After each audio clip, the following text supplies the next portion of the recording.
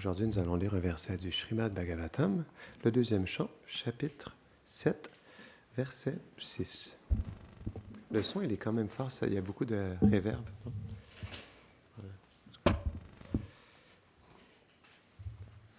Om Namo Bhagavate Vasudevaya.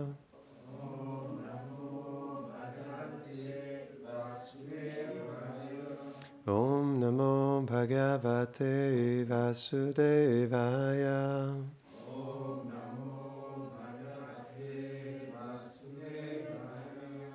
Om Namo Bhagavate Vasudevaya.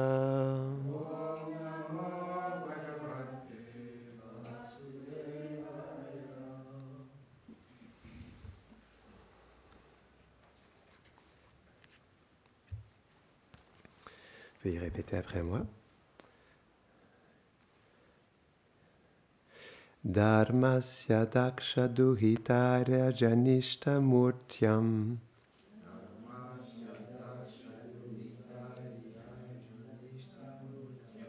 Narayano narahiti svatapa prabhavaha.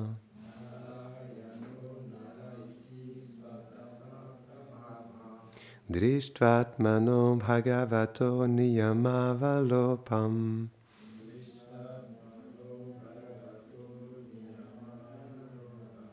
Devyastvananga pritana khatitum nashekuhu.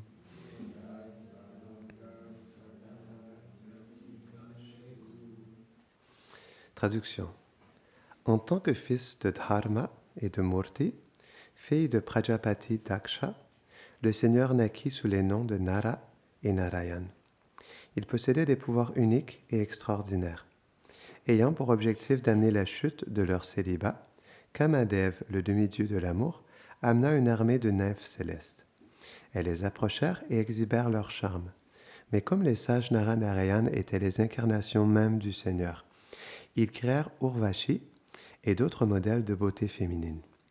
Quand les nymphes célestes de Cupidon les aperçurent, elles se sentirent extrêmement humiliées et elles réalisèrent leur échec total dans leur mission. Commentaire. Ce verset décrit les avatars Nara Narayan. Ils vinrent enseigner la voie du renoncement qui inclut de n'avoir aucun rapport avec le sexe opposé. En effet, une personne qui désire s'affranchir de l'existence matérielle doit se défaire du charme qu'exercent les femmes. Le beau sexe représente le charme auquel succombent tous les êtres dans le monde matériel. Leur association intime fait développer chez les hommes le sentiment de domination sur la matière. Ils deviennent alors graduellement envahis de désirs pour établir un foyer, acquérir des richesses et avoir des enfants, oubliant tout de leur nature spirituelle et éternelle. L'attachement à la vie sexuelle représente le fondement du conditionnement matériel. Le monde entier se meut par ce désir.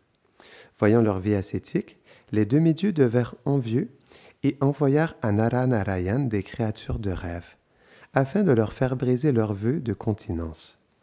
Mais lorsque ces femmes du paradis allèrent vers le Seigneur, il fit apparaître, par sa puissance interne, des créatures bien plus belles en nombre infini, ce qui réduisit à néant leurs tentatives. Le Seigneur n'est point attiré par les créations de son énergie d'illusion. Elles furent donc stupéfaites face à sa puissance.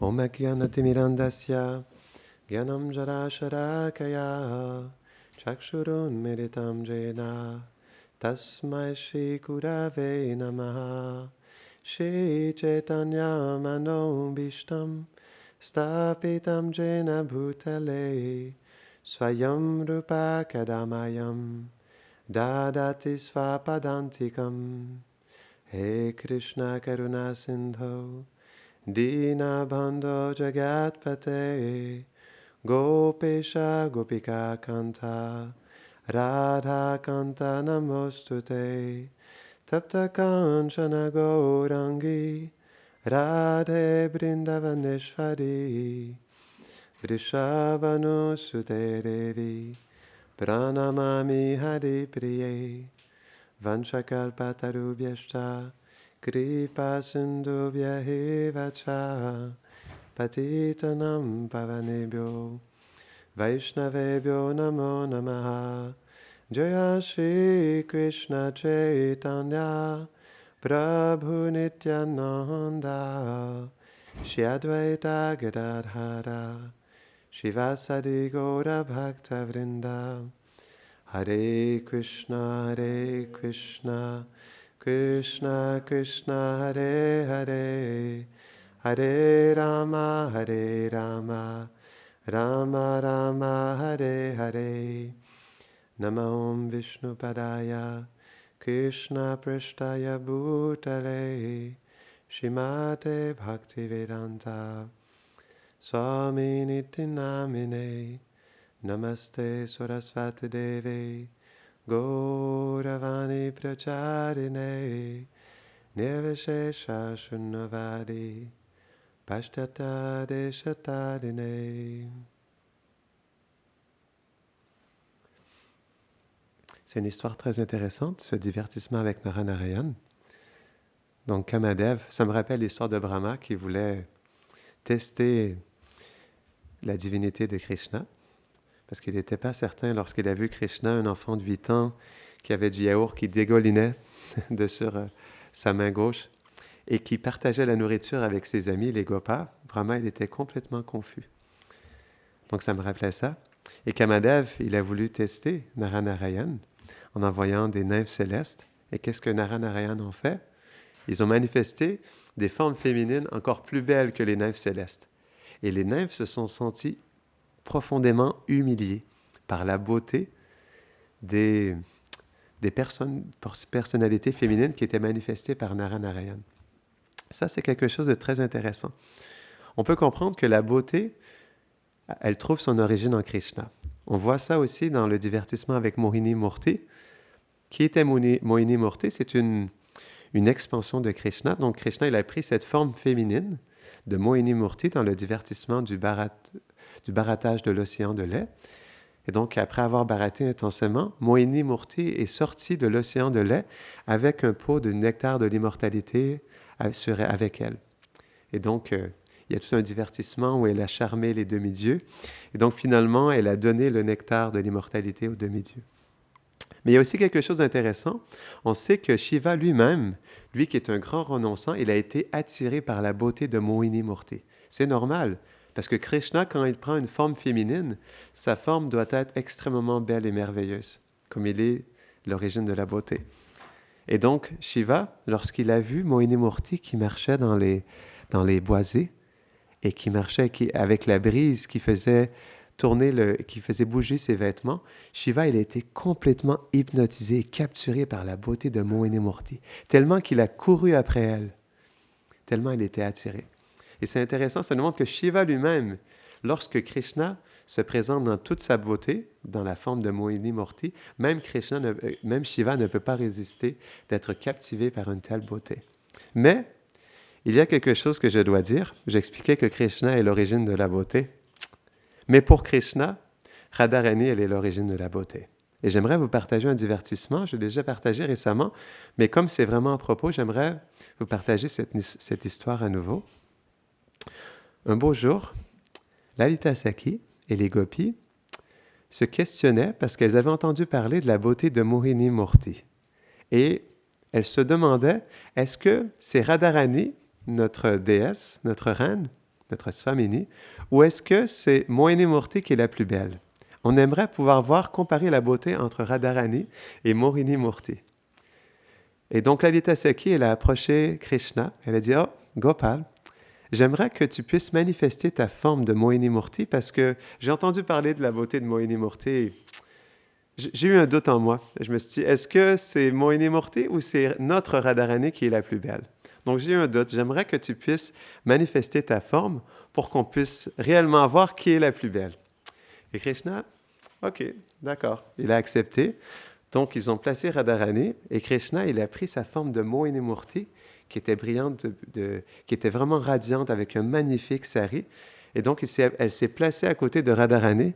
Et donc les Sakhis, elles ont regardé Mohini Murti elles ont regardé Radharani et elles ont dit « non, c'est définitivement Radharani qui est la plus belle, sans l'ombre d'un doute. » Et donc Krishna, il était vraiment satisfait de voir que même dans sa forme de Mohini Murti, il ne pouvait pas égaler la beauté de sa douce Srimati Radharani.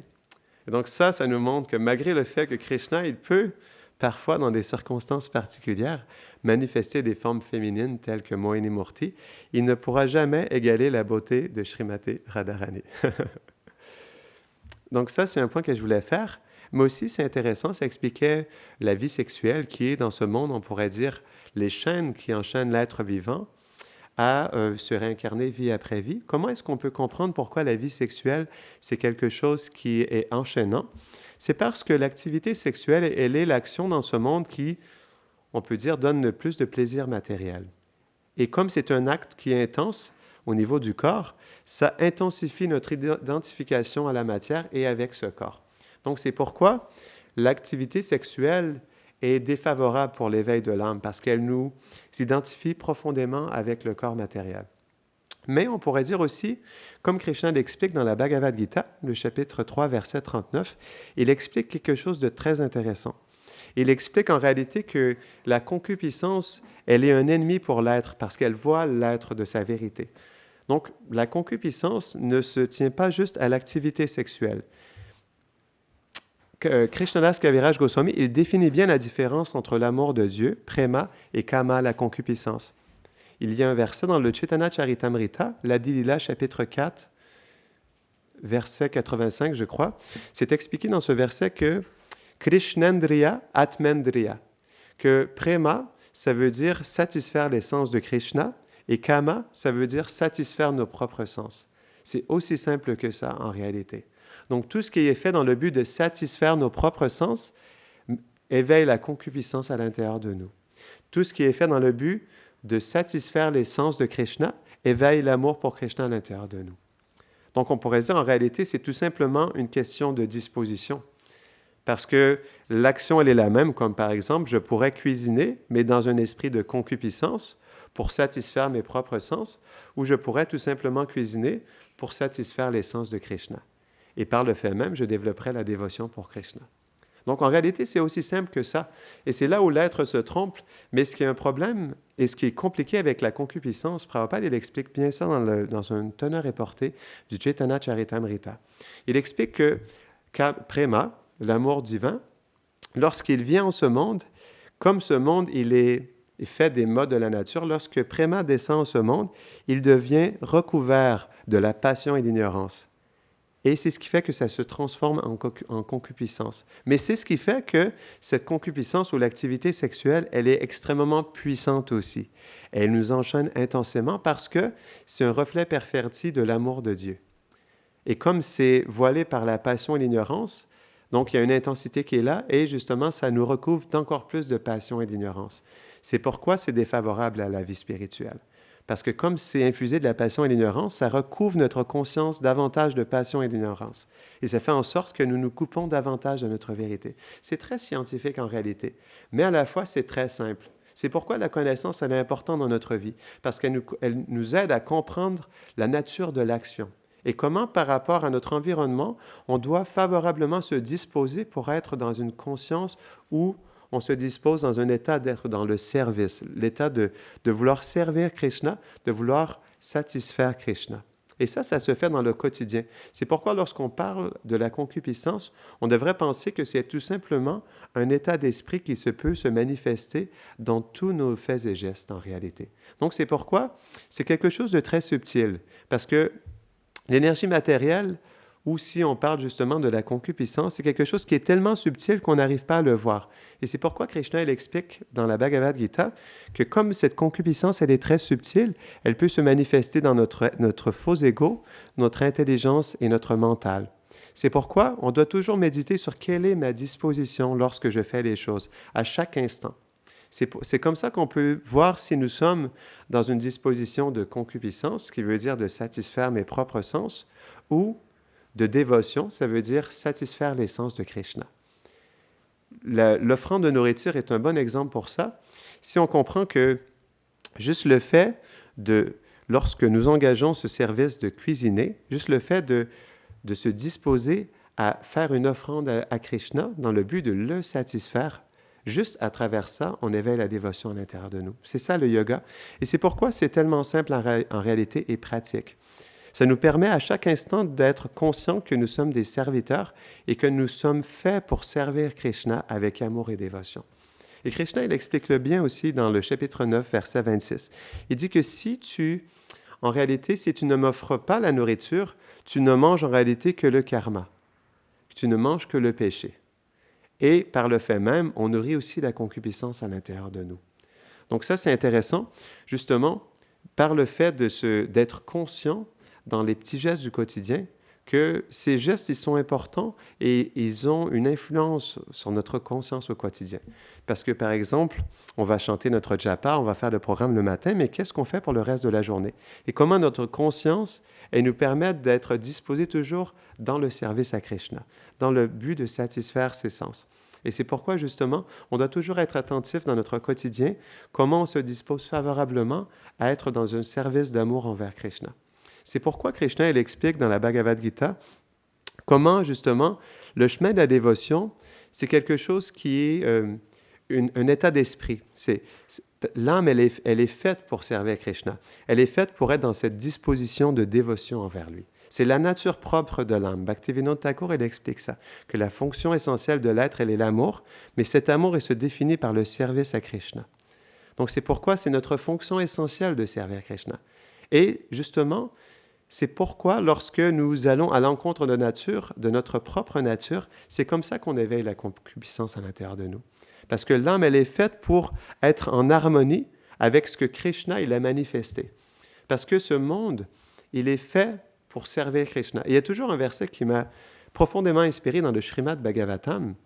Lakshmi, c'est Lakshmi personnellement qui explique ça.